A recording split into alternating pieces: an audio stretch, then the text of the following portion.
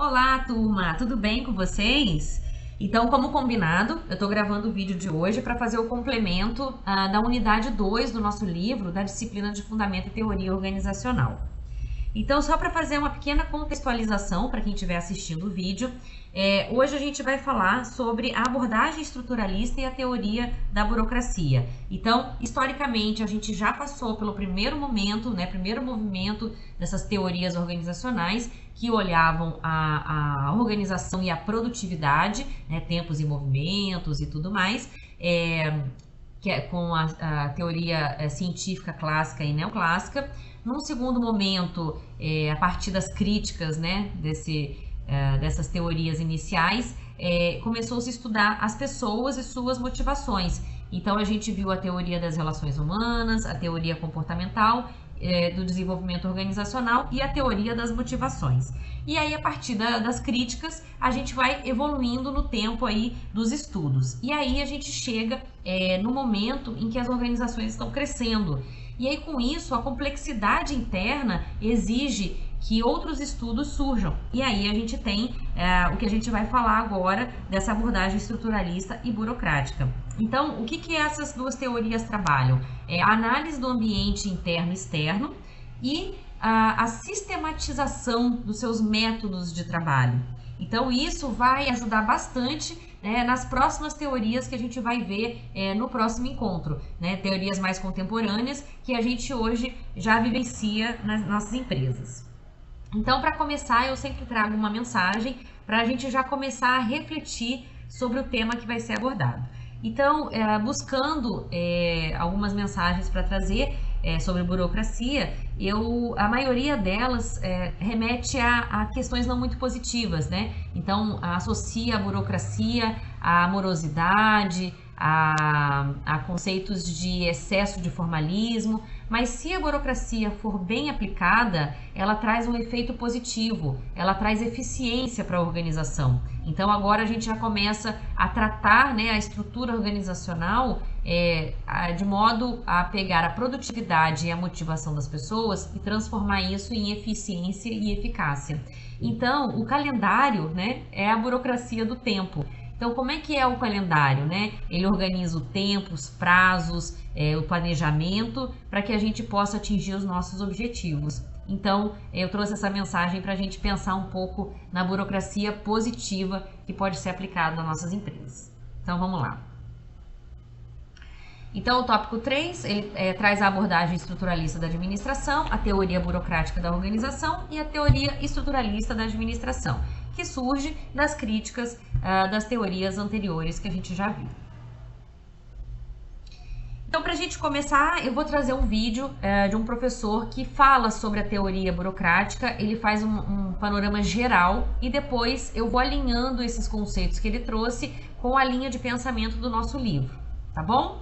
Então, a teoria burocrática é basicamente trabalhar métodos, sistematização, padronização, poder e autoridade, então tudo que envolve a hierarquia dentro de uma organização para que a gente possa ter gestão dos nossos processos. Então a eficiência nada mais é do que a gestão desses processos e a burocracia bem aplicada, ela vai contribuir para que os administradores da empresa tenham informações para tomar as decisões, ou pelo menos para poder identificar os pontos positivos e de melhoria. Então vamos escutar o professor falando aqui sobre essa teoria e depois eu vou pegar os principais pontos para a gente ir trabalhando eles, tá bom? Então vamos lá. Olá pessoal, tudo bem com vocês? Sou o professor Daniel Santana e o vídeo de hoje é sobre a teoria da burocracia, ou para muitos, a teoria burocrática. Antes de começar, se você quer receber questões sobre as teorias da administração com gabaritos comentados, deixe seu e-mail aqui nos comentários. Então vamos. Observem estes dois casos. João foi fazer sua matrícula em uma universidade. Ao chegar na secretaria, foi solicitado a ele uma lista enorme de documentos. Segundo caso, Maria trabalha no setor de atendimento. Foi então designado a ela que qualquer atendimento deve ser feito a partir de um fluxo de 5 procedimentos. Você pode estar se perguntando, quanta burocracia, quantas regras, quantas normas. Os dois casos, pessoal, buscam a eficiência, ou seja, para alcançar um bom resultado, precisa trabalhar primeiramente o meio e não primeiramente o fim. Imagina então, se João fizer a sua matrícula simplesmente com seu nome, qual garantia a empresa tem em relação se de repente ele realmente terminou o ensino médio, quais são seus documentos para que eles possam ter um dossiê para quando finalizar o curso já ter tudo pronto. Pensando em Maria, como é que ela vai ter um atendimento de eficiência se ela não seguir uma sequência correta das suas atividades? Isso é eficiência, isso é meio, e é isso que a burocracia prega. Mas pode surgir então uma pergunta: qual o significado de burocracia? Segundo Silva, é um trabalho baseado em papéis e documentos movimentados em sequência contínua entre várias unidades componentes da estrutura organizacional. Ou seja, é um conjunto de normas, regras e procedimentos. Antes de continuar, eu queria deixar claro que burocracia nem sempre é algo ruim. A burocracia, para essa teoria, vem de uma forma para ganhar produtividade, para ganhar eficiência. A teoria da burocracia surge como alternativa às três últimas teorias. Por quê? Porque essas três últimas teorias consideravam o seguinte: teoria da administração científica e teoria clássica considerava a forma mecânica, enquanto a teoria das relações humanas pregava um romantismo que foi considerado nessa época inalcançável. Outra forma de entender o surgimento da teoria da burocracia é que ela obteve influência da administração pública, mas que logo também se expandiu para qualquer tipo de atividade, pois usam a burocracia em papéis, documentos e regras. Observem, pessoal, que hoje as organizações, tanto política, religiosa, militar, educacional, utilizam da burocracia para buscar seus resultados. Comecem a observar que a utilização correta da burocracia traz eficiência e melhor resultado.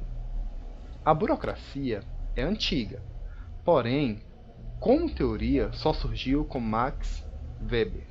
E Max Weber é o grande nome dessa teoria. Max Weber nasceu em 1864 e morreu em 1920. Alemão, sociólogo, se dedicou à profissão de professor e ficou conhecido por duas obras. A primeira obra, Economia e Sociedade, e a segunda obra, A Ética Protestante e o Espírito do Capitalismo. Chamamos a teoria da burocracia de conceito póstumo, uma vez que ela foi desenvolvida em 1920, mas seus escritos só foram encontrados e disseminados a partir de 1940. As organizações cresceram e a partir disso a procura por teorias também. E assim os estudos foram para a teoria de Max Weber e seu modelo burocrático. Essa teoria possui algumas características. Vamos conhecê-las, cada uma delas. Primeira característica é o caráter legal das normas e regulamentos.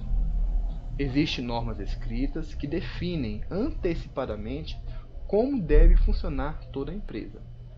E nela é aceitável a coerção como forma de disciplina.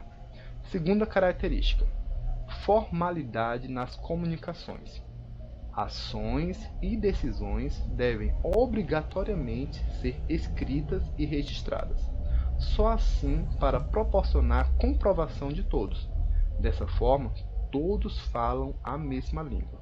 Pessoal, nessa característica, a linguagem deve ser clara e precisa. Isso deve ser, gente, uma rotina nas organizações. Terceira característica, divisão do trabalho. Desmembrar as tarefas em partes menores garante especialidade, pois a execução é mais rápida, contribuindo para a eficiência. Ao dividir as tarefas, permite então que cada uma tenha sua responsabilidade e possa delegar a autoridade. Quarta característica, impessoalidade. Regras e procedimentos igualmente para todos. Todos são avaliados pela mesma regra. Nenhum superior deve fazer considerações pessoais ou emocionais. Quinta característica, meritocracia. Toda seleção é feita com base na qualificação técnica, promoções por desempenho e capacitação, ou seja, por mérito. Aqui nessa característica, aplica-se métodos seletivos como concursos, testes, títulos.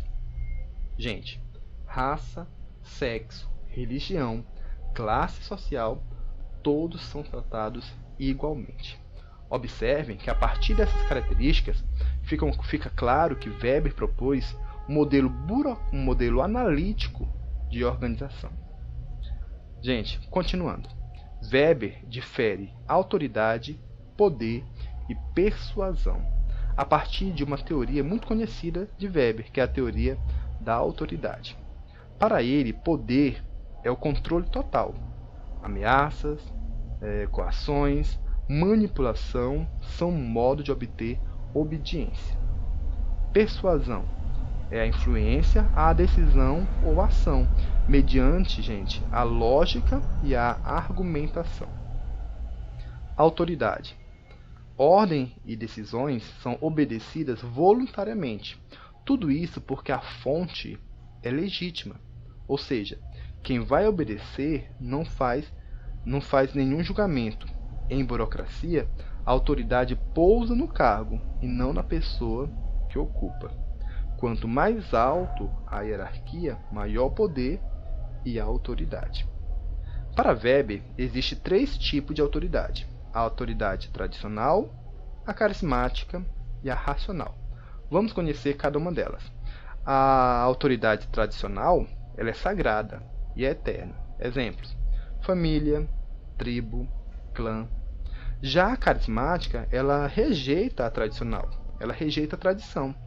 Existe a ordem que é deliberada de alguém, um exemplo, político e religiosos. O terceiro tipo de autoridade é racional. E frisem aí, gente, essa autoridade racional é a que está justamente ligada a essa teoria. Normas sociais, meritocracia e impessoalidade fazem parte do conceito da autoridade racional. Exemplo, o exército, a administração pública, as empresas em geral. Essa autoridade é chamada de legal ou burocrática. Pessoal, é possível entender que a teoria da burocracia resgata alguns padrões lá da teoria clássica e da teoria da administração científica, quando ele prega que é preciso especializar o empregado para sua tarefa e quando ele prega que é preciso criar linhas de autoridade e de responsabilidade. A teoria da burocracia trabalha com a previsibilidade, pois produz normas e regras na intenção de não haver irracionalidades ou acidentes. A burocracia de Weber é totalmente técnica, capaz de alcançar o mais alto nível de eficiência, por isso o efeito imperativo sobre as pessoas. Para finalizar essa teoria, algumas críticas são consideradas. A teoria da burocracia, ela não considera o ambiente externo, apenas o ambiente interno. Quando incorporado inflexivelmente, sai dos meios, que é a eficiência, para os objetivos, que é a eficácia. As decisões são tomadas pela maior hierarquia, mesmo que não conheça nada a respeito do problema. Então, pessoal, essa é a teoria da burocracia. Assistam aqui no canal as teorias anteriores a ela. Aqui no canal também, pessoal, existe uma variedade de conteúdos sobre administração e áreas afins. Entre aí no canal e observe uma variedade de conteúdo para vocês. Não esqueçam de comentar, compartilhar e se inscrever aqui no canal. Bons estudos e sucesso a todos! Bom, pessoal, esse é um resumo, né, do professor. Ele pegou alguns pontos importantes. O link está aí no final do slide para vocês entrarem. E esse é um ponto de vista. Isso ele vai contribuir para a gente construir o nosso conhecimento a partir de agora. Então a gente percebe que a gente começa a falar de eficiência de objetivos, né, de como chegar nesses objetivos. Então a gente não deixa de utilizar as outras teorias, elas só vão acrescentando informações.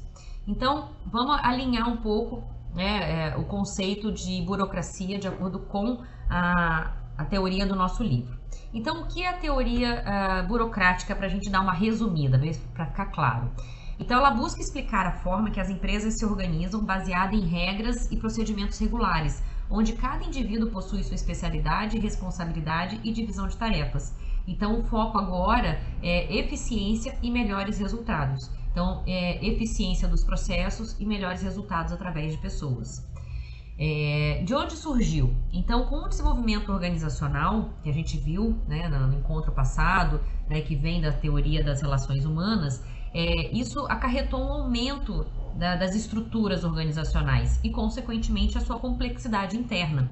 Então, houve a necessidade de expandir a gestão comportamental para toda a organização. E a burocracia, ela consegue sistematizar esse processo. Ela padroniza, em alguns momentos ela acaba sendo mais engessada, mas ela permite, né, que os gestores, que as empresas, elas possam analisar os pontos de melhoria, analisar os pontos fortes e trabalhar nesse sentido da eficiência, desenvolvendo não só a organização, mas como as pessoas. Então, definir modelos e métodos se tornou importante para o crescimento das organizações. Por isso, a burocracia ela é importante se bem usada.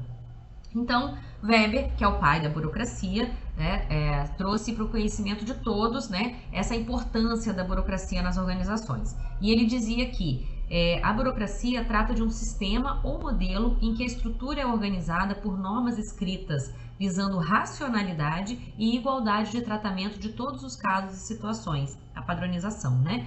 Em uma organização, a hierarquia se organiza com regras e normas técnicas que regulam cada ação de cada cargo. Então, quando você padroniza os processos, quando você coloca as pessoas nos seus papéis e responsabilidades, isso clareia, né, quais são os pontos que estão bons e quais precisam melhorar, né? Então, com isso, a burocracia ela ajuda nessa gestão dos negócios, na gestão organizacional, na gestão de melhoria. Então, a burocracia, quando bem aplicada, ela vai sistematizar métodos que trazem não só a identidade da empresa, das equipes, mas também esse desenvolvimento organizacional.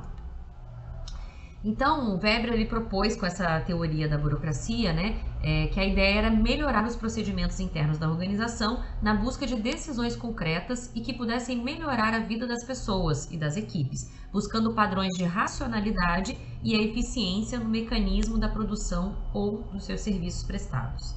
E aí ele trata 6 áreas que são trabalhadas dentro da organização quando se tem a burocracia.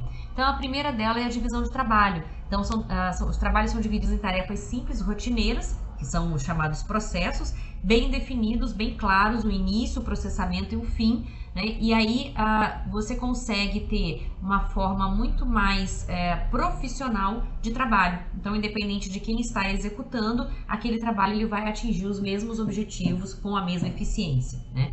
2, hierarquia de autoridade. Então, aqui a gente trabalha a questão da subordinação. Então, a gente consegue trabalhar a questão da carreira dentro da empresa. Então, pessoas mais experientes, com funções de mais responsabilidade e pessoas com menos experiência, né, se desenvolvendo na base da empresa. Aqui também a gente trabalha a questão da meritocracia.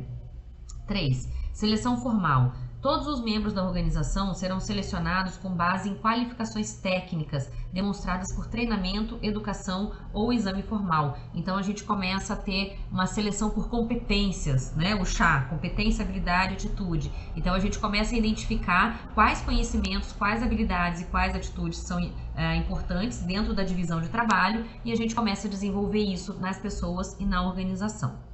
4, regras e regulamentos formais. Então, para garantir a uniformidade e regulamentar as ações dos funcionários, os gerentes devem recorrer constantemente às regras. Então, a gente mantém, né, uma linha única de raciocínio, né? Isso aqui traz uma confiança, uma segurança interna, né, e uma padronização dos processos, que vai impactar na identidade da empresa, que vai impactar no senso de justiça, também vai impactar na meritocracia, enfim. Então, essa padronização é muito importante quando você tem pessoas diferentes trabalhando no mesmo ambiente. 5. Impessoalidade. Regras e controles são uniformemente aplicados, né, evitando envolvimento com personalidades e preferências pessoais dos funcionários. Então, a gente já falou. 6. Orientação de carreira. Os gerentes são funcionários profissionais e não proprietários da unidade que administram. Trabalham em troca de salário fixo e seguem sua carreira dentro da organização. Então, a gente cria um plano de carreira, né? As pessoas, elas estão ali não só com o propósito do desenvolvimento da organização, mas também se desenvolvendo dentro daquela nova dinâmica organizacional, dentro da hierarquia, da divisão de trabalho, se adaptando.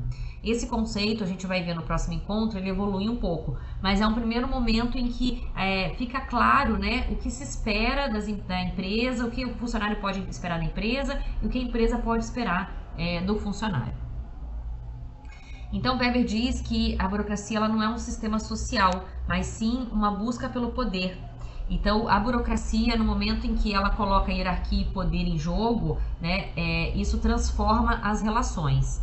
Então, para entender esse sistema, né, de poder e autoridade, o Weber separou em 3 tipos, né, com relação ao poder e autoridade. Com relação ao poder, ele fala que as organizações elas podem ter, né, um poder num formato tradicional, burocrático ou carismático. O carismático é aquele que os subordinados aceitam todas as ordens como legítima, não questionam, né? Eles acreditam, né, no chefe, no gestor, né, pela confiança, pela credibilidade que esse líder possui e executam, né? A burocrática, ela já é mais voltada para as leis e normas. Então, a figura da autoridade, né, é mais voltada para a questão do atendimento, né, de seguir ordens, crenças, e os funcionários acreditam no direitos e deveres. Então, é uma coisa muito mais racional, né, a questão do poder e autoridade na burocracia. E a tradicional é aquela autoridade patriarcal, né, que é ligada à própria pessoa. Geralmente a gente vê isso em pequenas empresas, onde o dono, ele fica ali no dia a dia e ele que comanda conforme o que ele acha que é importante. Então, nem sempre as pessoas elas sabem muito a direção que tem que seguir, né? Então, os subordinados apenas seguem as ordens porque sempre foi dessa maneira. Então, segue muito a tradição, né? Então, com relação ao poder, a gente tem esses 3 grupos que é importante a gente identificar para saber qual tipo de empresa que a gente está falando ou qual é a estrutura organizacional dessa empresa. E com relação à autoridade, o Weber fala de 3 pontos, né? Ele fala da formalidade, conforme as leis, né, a parte burocrática, da impessoalidade, que traz igualdade nas relações, e do profissionalismo. E aí ele entende o profissionalismo como a obediência. Então, quando a gente junta autoridade e poder, a gente consegue entender, né, esse sistema interno dinâmico. E aí a gente consegue aplicar a burocracia de uma forma que ela volte no sistema de eficiência, né, na maioria das vezes. Então, o Weber classificou algumas características, né, da teoria dele. Então, ele diz que a burocracia está baseada no caráter legal das normas, formal das comunicações, divisão do trabalho, impessoalidade no relacionamento, hierarquização das autoridades. Então, a gente tem realmente um organograma, né, bem hierarquizado, e aí futuramente a gente vai vendo que isso vai achatando. Então, a gente vê vários movimentos, né? Sempre o primeiro movimento é aquele mais extremo, né? Depois vem as críticas, e aí a gente vai ver um outro olhar e vai equilibrando essas teorias. Então, essa questão da hierarquia, a gente vai ver depois que ela vai mudando um pouco, né? Que mais que a burocracia está baseada? Em rotinas e procedimentos, isso é muito importante, dá muita segurança para as equipes. Competência técnica e mérito.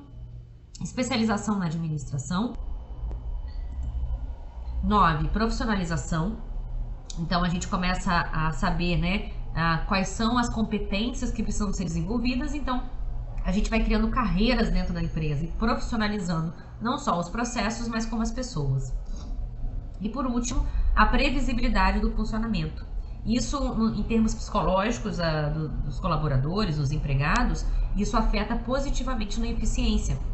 É lógico que depois a gente vai ver que tem perfis que são mais arrojados, mais inovadores, mais empreendedores, né? Mas no contexto geral, as equipes elas se sentem seguras quando elas têm um norte, e a burocracia dá esse norte, né?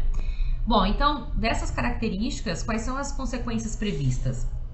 Então, a previsibilidade do comportamento humano, o famoso PDC, padrão de comportamento, e aí você consegue planejar melhor quais são as ações que você vai colocar dentro da sua estrutura organizacional para gerar mais eficiência, né?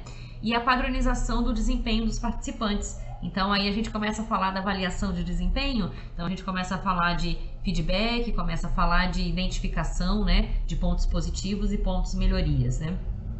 E aí, por fim, o objetivo, né, é a maximização da eficiência da organização. Então, essa burocracia, ela traz uma padronização e uma previsibilidade para que a gente possa planejar ações para alcançar maior eficiência. Então, a gente não fica nem tanto somente nos processos de produção, tempo, né, tempos e movimentos, não só na motivação das pessoas, mas junta agora, né, as duas características para poder trazer eficiência e eficácia no atingimento dos objetivos. Isso, depois a gente começa a falar de diferencial competitivo. Bom, e se a burocracia ela é usada de uma forma correta, equilibrada, né, bem estruturada, a gente tem algumas vantagens, que são elas: maior eficiência, atendimento padronizado, divisão do trabalho. Então, o que acontece? As pessoas entendem qual é o fluxo que a atividade segue, consegue se comunicar melhor, consegue entender o seu papel dentro da organização, né? Outra questão é a impessoalidade no relacionamento, então a gente acaba com favoritismo. Hierarquização das autoridades, então papéis e responsabilidades bem claros.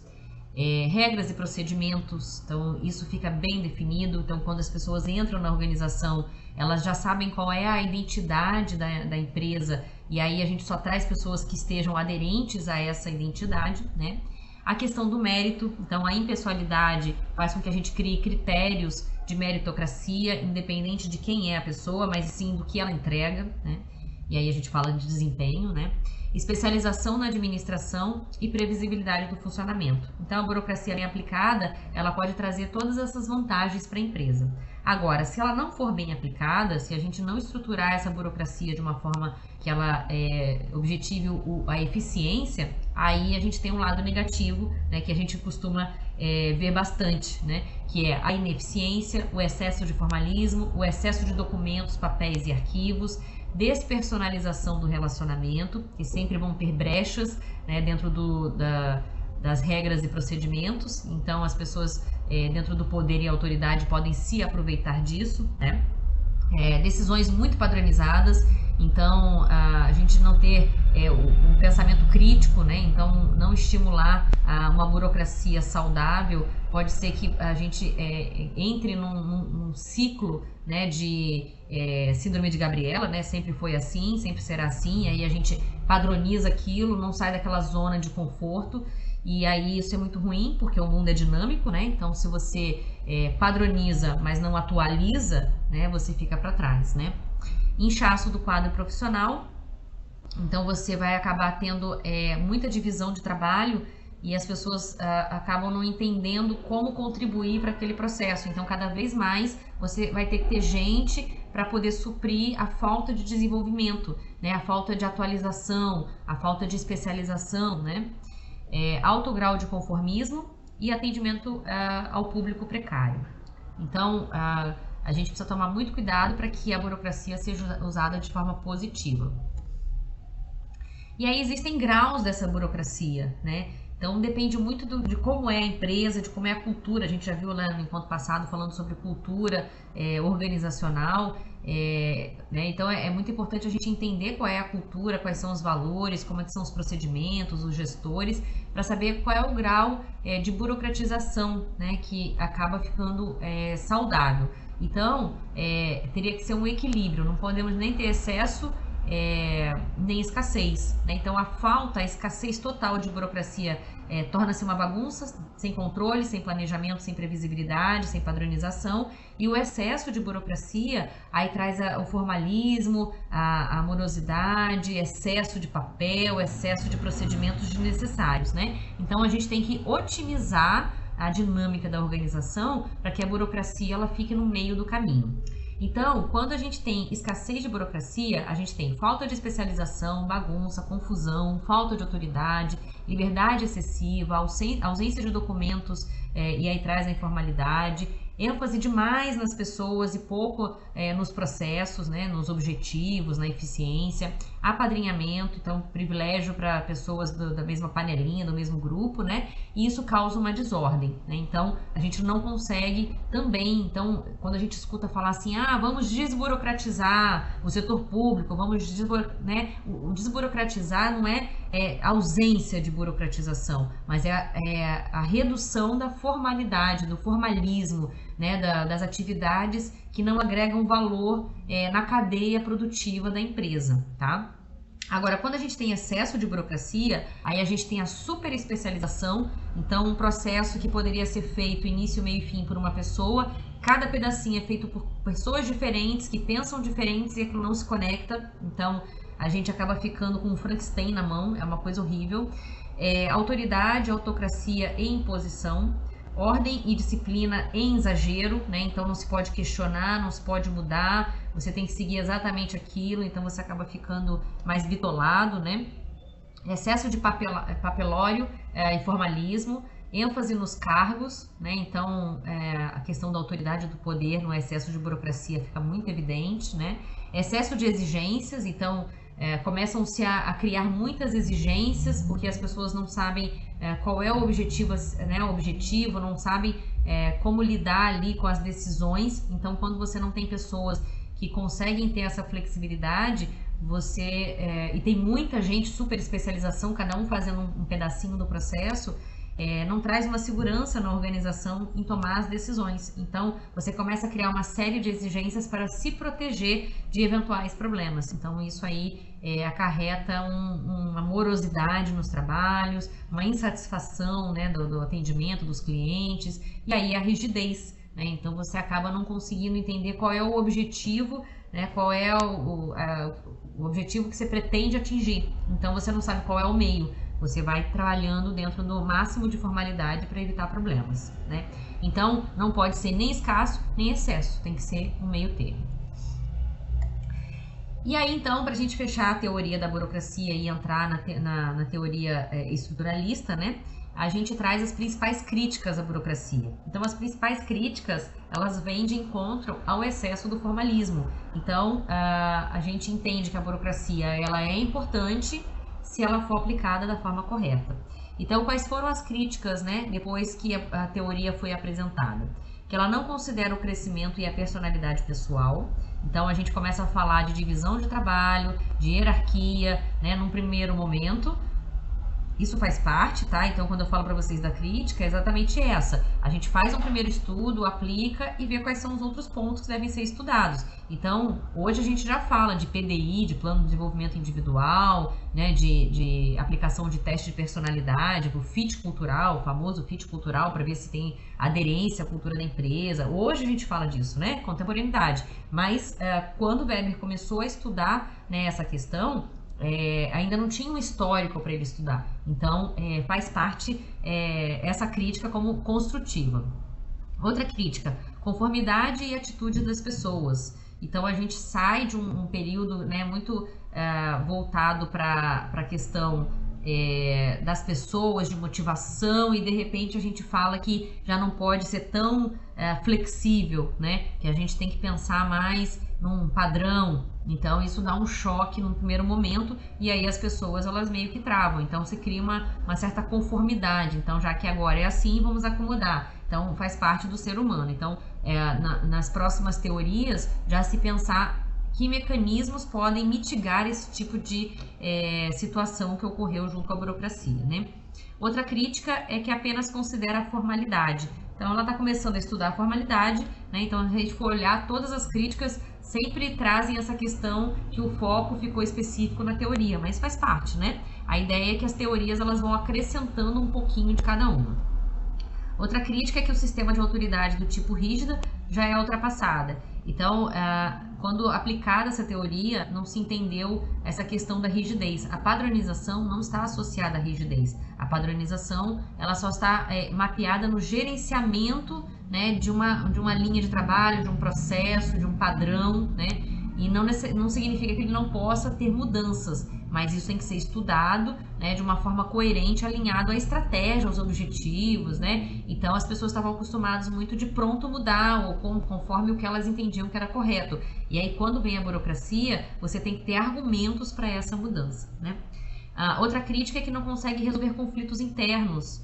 Então ele não pensa muito nessa questão ainda.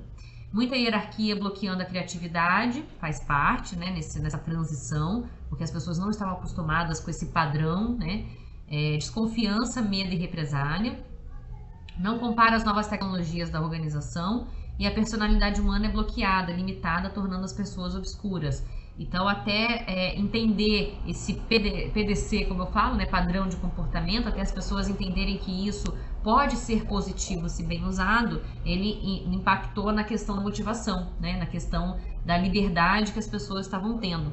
Mas aí a gente precisa entender que liberdade não é libertinagem. Então, o fato das pessoas contribuírem para o processo não significa que o processo vai ser diferente a cada pessoa. O processo é da organização e as pessoas elas têm que contribuir dentro daquele contexto. E isso vai trazer mais eficiência, porque se cada um aplica aquilo que acha que é importante, a gente não consegue ter uma coerência, uma coesão ali, né, uma união de esforços para um mesmo objetivo.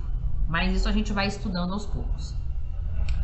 Vamos lá, então agora a gente vai ver a teoria estruturalista. Essa aqui já traz um pouco da análise do ambiente, fala bastante das organizações informais. Então, depois que a gente teve as críticas, né, um pouco mais duras à teoria da burocracia, que acabou que ela tolhiu um pouco as pessoas, então agora a gente traz, né, uma evolução no sentido de entender esse ambiente. Então, agora a gente já conhece, né, pelas teorias, a produtividade, a motivação, né, como a gente estrutura uma organização para que ela possa crescer, e aí a gente começa a ver como essa dinâmica toda, dessas teorias todas, acontecem na prática no ambiente. Então vamos ver o vídeo para começar, e depois a gente coloca os principais pontos para poder finalizar esse vídeo, tá bom? Vamos lá. Olá! Sou o professor Daniel Santana e o vídeo de hoje é sobre teoria estruturalista. Me sigam nas redes sociais, posto muita coisa boa por lá. Desejam fazer cursos online e com certificados? Acessem minha plataforma de cursos. O link está na descrição desse vídeo. Se você também tem interesse em questões comentadas sobre as teorias da administração, tem um link aqui também na descrição do vídeo. Vamos para a aula. Por volta de 1950, surge a teoria estruturalista. Essa teoria está dentro da abordagem estruturalista, onde, nesta abordagem, se encontra a teoria burocrática e a teoria estruturalista.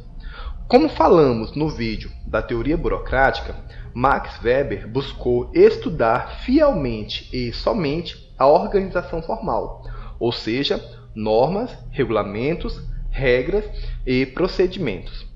Esse foi um grande erro das escolas clássicas anteriores, estudar somente uma variável.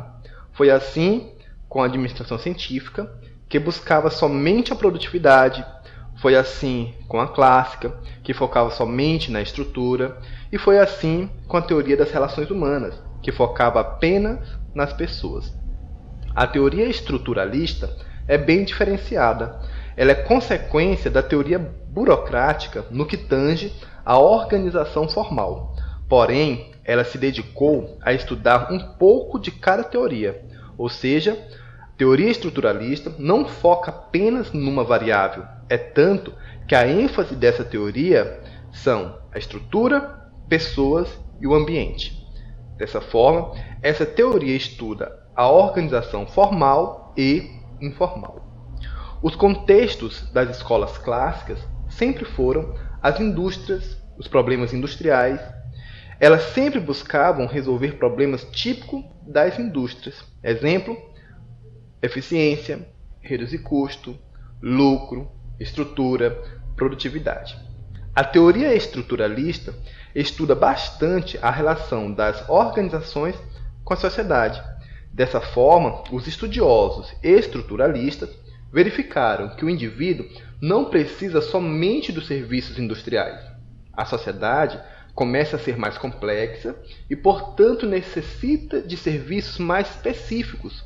Ou seja, dentro da sociedade, o homem e a mulher precisam estudar, precisa cuidar da saúde, precisa de empresas voltadas para a prestação de serviços, precisam ir na igreja, cuidar da família, ser voluntário.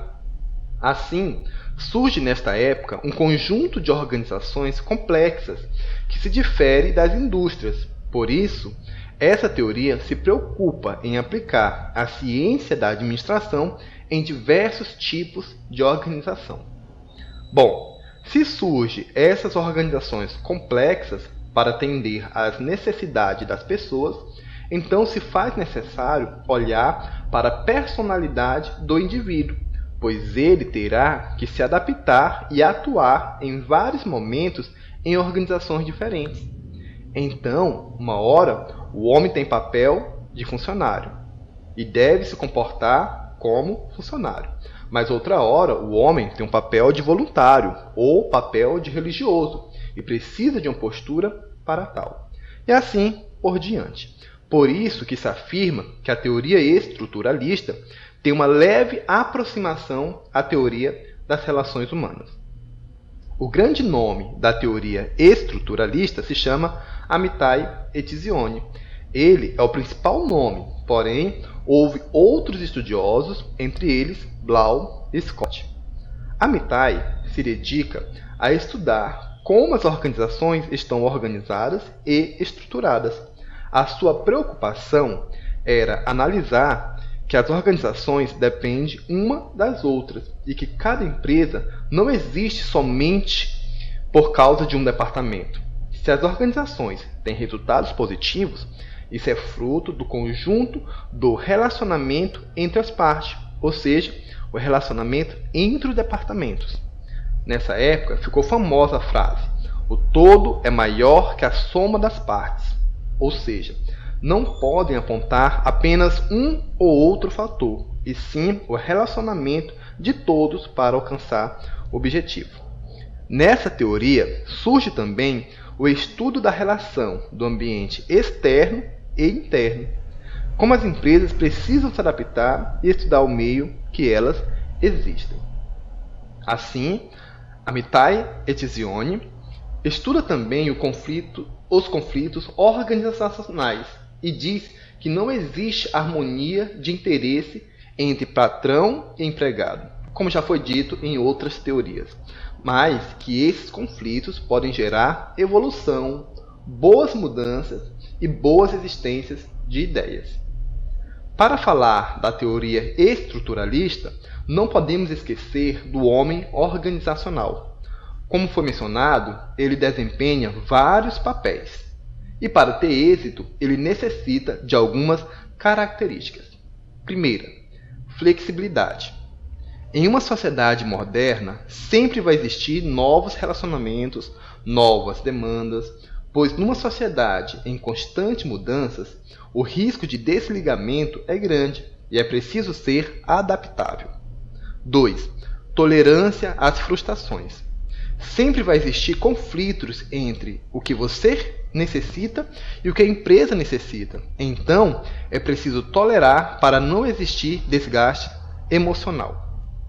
3. A capacidade de adiar recompensas. Nem sempre você conquista rapidamente as suas realizações. Portanto, é necessário continuar em suas atividades até conquistá-lo. Observaram que a teoria estruturalista faz e foca numa abordagem múltipla e não restritiva. É tanto que se afirma que nessa época as empresas deviam agir como um sistema aberto, em constante relacionamento com o ambiente externo. Para isso acontecer, era necessário estruturar as empresas em níveis organizacionais. Entre eles temos nível institucional, onde estão os diretores e ali acontecem as decisões. Nível gerencial, onde estão os gerentes e ali acontecem os planos. E nível técnico, onde estão os supervisores e ali acontecem as operações. Amitai Etzioni defende uma tipologia para as organizações. São elas: as organizações coercitivas, onde o poder é feito a partir da coerção e o controle é através de prêmios e punições. Exemplos: prisões e penitenciárias. Organizações normativas, onde o poder é normativo e o controle é feito a partir da ideologia, fé e crença. Exemplos: igrejas, hospitais e universidades. As empresas utilitárias, onde o poder é remunerativo e o controle é feito a partir de incentivos econômicos. Então, o exemplo são as empresas em gerais. Outra tipologia das empresas é na visão de Blau e Scott. Ele diz que existem participantes que se beneficiam de uma organização formal. São elas: os próprios membros, acionistas, os clientes e o público geral. Dessa forma, existem 4 tipos de organizações. Primeira, associações de benefícios mútuos, em que o beneficiário principal são os próprios membros da organização, como as associações, cooperativas e sindicatos. 2. Organizações de interesses comerciais, em que os proprietários ou acionistas são os principais beneficiários da organização. 3. Organizações de serviços, em que um grupo de clientes é o beneficiário principal. Exemplo: hospitais, universidades, escolas, organizações religiosas. E 4. Organizações de Estado, em que o beneficiário é o público em geral. Exemplos: organizações militares, correios, instituições jurídicas e penais, segurança pública, saneamento básico. Bom, essa é a teoria estruturalista. Para finalizar, algumas críticas também são apresentadas para essa teoria. O estruturalismo não constitui propriamente uma corrente específica ou individualizada das teorias da administração. Muitos textos gerais da administração nem fazem alusão ao termo, e em outros textos as referências são escassas. Quando apresentados os temas referenciados ao estruturalismo, estes são os mesmos das correntes comportamentalistas das relações humanas, embora visualizados sob um ponto de vista sistêmico. Então, pessoal, essa é a aula de hoje. Espero que vocês tenham gostado. Se gostaram, pessoal, comentem aqui nos comentários. Também compartilhem esse vídeo para quem precisa, para assim mais conteúdos possa chegar a mais pessoas. E outra, se você tem interesse em conteúdos mais aprofundados, em cursos, acesse a plataforma do professor Daniel Santana. Lá vai ter muitos cursos com certificados de forma grátis ou não. Outra coisa, pessoal, querem questões comentadas? Então acesse o link também na descrição que você receberá questões comentadas das teorias da administração. Não esqueça de me seguir também nas redes sociais. Pessoal, um forte abraço e bons estudos. Bom, pessoal, então o link está aqui abaixo, né, do slide. Esse é o mapa mental, né, com todas as informações sobre a questão estruturalista. Agora vamos alinhar os principais pontos conforme o nosso livro, tá? Então, como a gente viu, né, o sociólogo que trouxe, né, essa teoria da estruturalista é o Etzioni. E aí ele diz que essa teoria trata do modelo integrado para o desenvolvimento de uma nova gestão dentro das organizações. Estudar o ambiente da organização, integrando a formal e a informal, né? Lembra que a gente tem a organização formal, que é a própria empresa, e a informal, que são os grupos dentro da empresa que vão constituindo tradições próprias, né, ações próprias. E aí a gente falou, lembra no encontro passado, sobre a relação, né, entre essas duas organizações. Então ele começa a estudar essa dinâmica, né, ele começa a ver como é que pode ser feito um equilíbrio, né, constante entre as partes, sem exageros, mas com entendimento entre elas para melhorar o ambiente interno da organização. Então, mais uma vez, a gente está falando, né, de cultura e de clima organizacional. Então, cada vez mais a gente está entendendo que a eficiência ela é voltada, né, não só para a questão de produtividade e processo, mas de cultura e ambiente, né? Então, a forma como a empresa tem um relacionamento interdisciplinar, vamos dizer, né? Então, o informal, o informal, né? Não sei se vocês lembram do vídeo do encontro passado, aquele professor falando, né? Que os processos, eles podem ser controlados, mas as pessoas não. Então, cada vez mais a gente vê que tenta estudar formas não de controlar as pessoas, mas de incentivar, de desenvolver, de motivar, né? De trazer um propósito para que as pessoas contribuam, sejam eficientes. Então, a organização é feita de pessoas, né? Então, por isso que nenhuma organização é igual a outra, porque as pessoas são diferentes. Então, a gente vai estudar, né, com o Etzioni aqui, essa questão do ambiente, justamente com essa intenção de saber quais são os mecanismos que podem, dentro do ambiente, né? E aí a gente para de olhar o indivíduo como único e começa a olhar o indivíduo dentro da organização informal, dentro da sua comunidade, né? A forma de agrupamento interno dentro da organização que vai impactar, né, nos resultados, no desempenho da organização formal, né? Então a gente começa a ter um olhar. Vocês podem ver que os estudos eles vão ficando mais detalhados. Primeiro se faz uma coisa muito geral, né? Depois vão vendo outros campos de estudo dentro daquele assunto, e agora cada vez mais a gente está direcionando para essa questão de cultura e clima, das relações das pessoas, né? E aí a gente vai entrando em pontos mais específicos. E aí o Etzioni traz algumas premissas com relação a essa teoria dele. Então, ele foca nos modelos de concepção de uma organização. Então, para estudar o ambiente, ele tem que estudar a estrutura da organização, né? Por isso estruturalista, né? Então, ele define então que existem dois modelos de organização, né? De conceber a organização, né?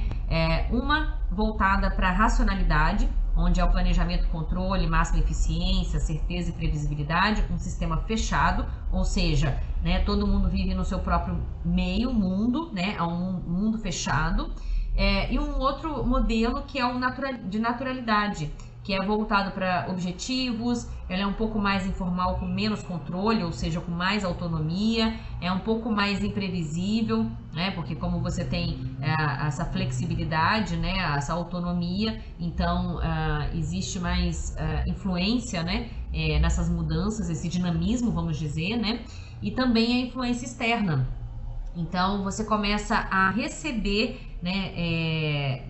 A ter influências de ambiente externo dentro do ambiente da organização, que isso hoje é a nossa realidade, né? Então a gente vai ver que esse estudo do sistema aberto, né? O que é o sistema aberto? A gente entende que não existe só o nosso mundo, que existe um mundo lá fora, a gente olha fora da caixa, né? Que existe um mundo lá fora e que esse mundo lá fora influencia o nosso mundo aqui dentro, né? Então ele começou a trazer esse conceito do sistema aberto.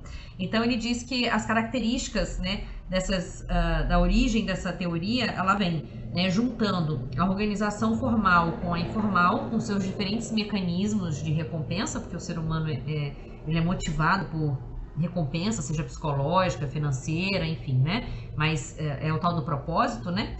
E aí esses diferentes mecanismos conduzem a diferentes modelos e formas de organização, ou seja, nenhuma organização é igual a outra, justamente porque é feita de pessoas, né? E esses diferentes modelos, eles têm formas diferentes de interagir com o ambiente externo, né? Vai depender da organização informal, de como a organização formal e a informal, elas se conectam para, né, que aí seria o sistema fechado, para poder ter a relação com o mundo externo, né, que também influencia muito. E hoje em dia, com a globalização, né, a gente vai ver bastante isso no próximo encontro, tá? Então, esse conceito do sistema aberto, ele expandiu um pouco mais a visão, né, das relações e das estruturas organizacionais.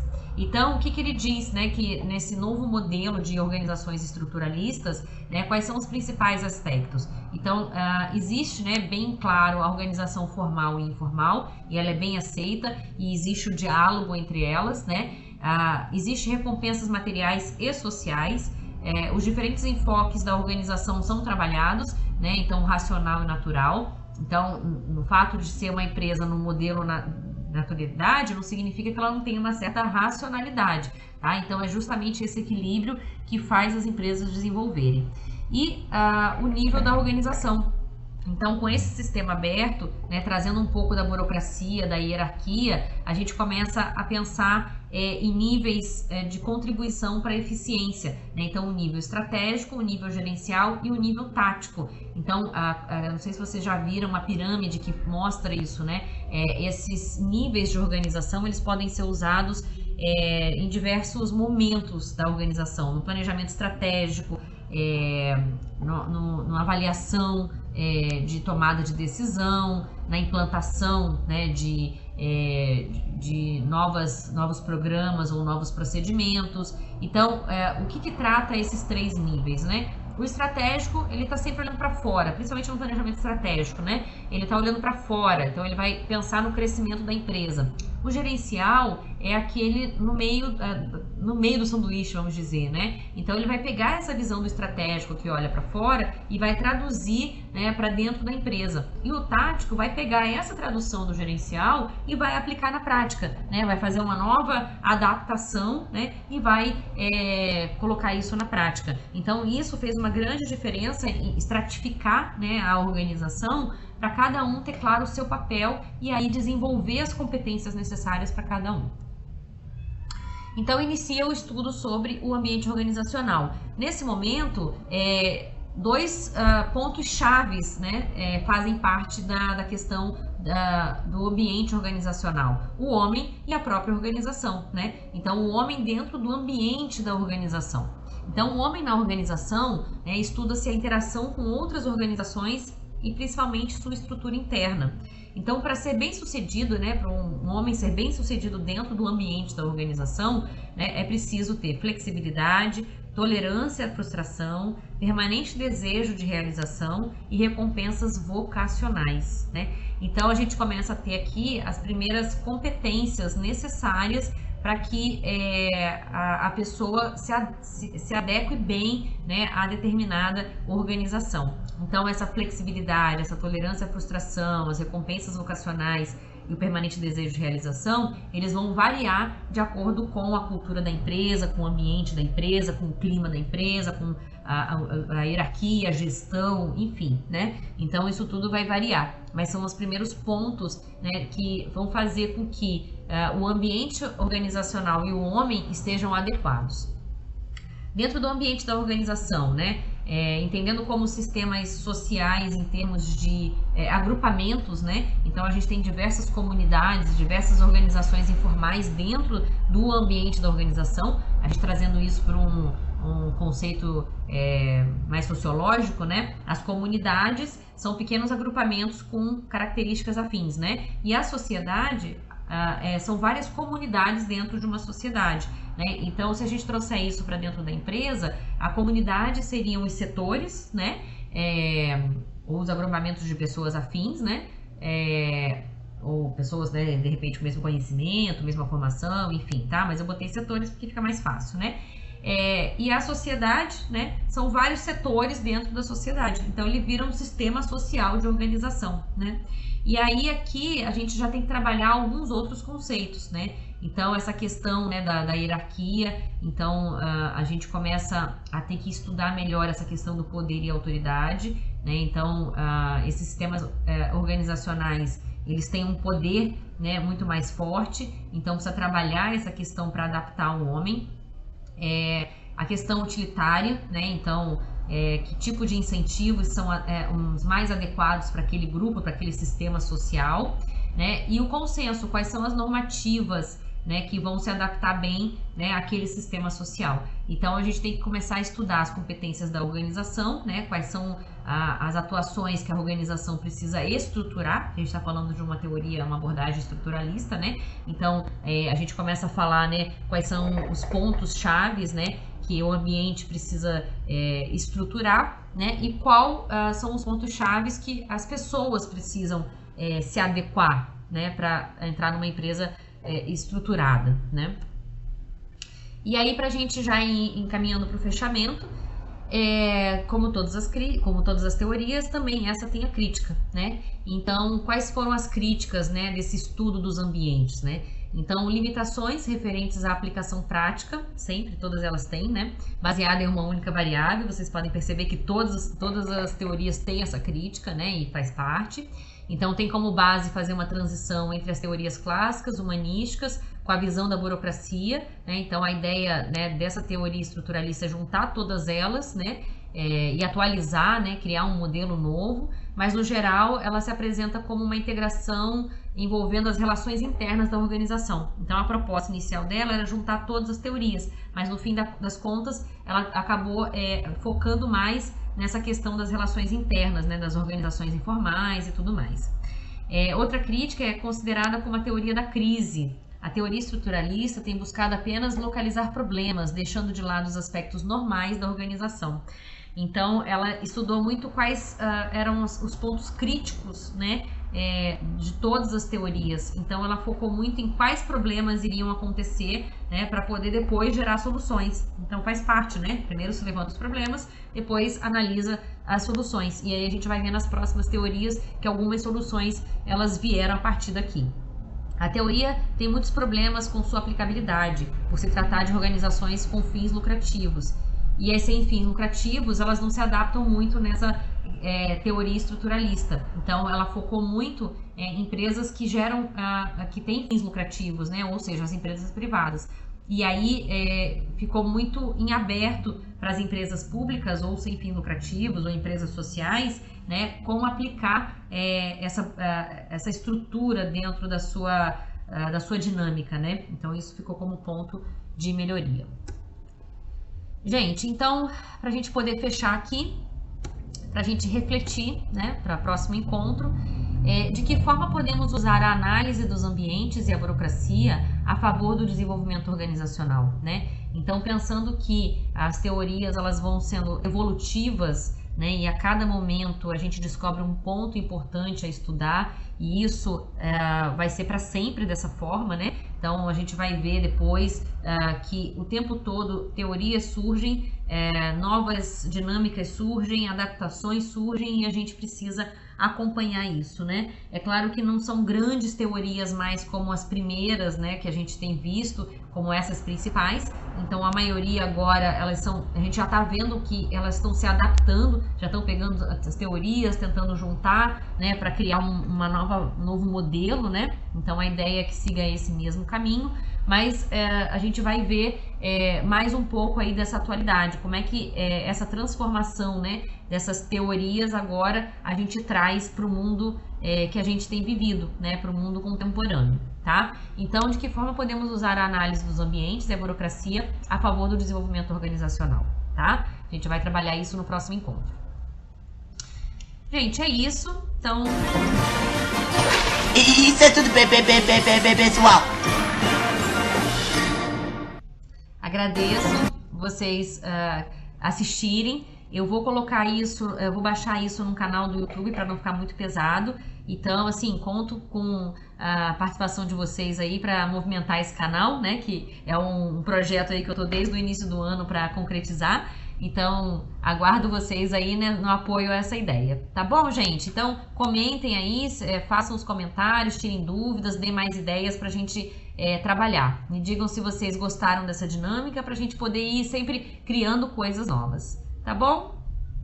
É isso. Obrigada.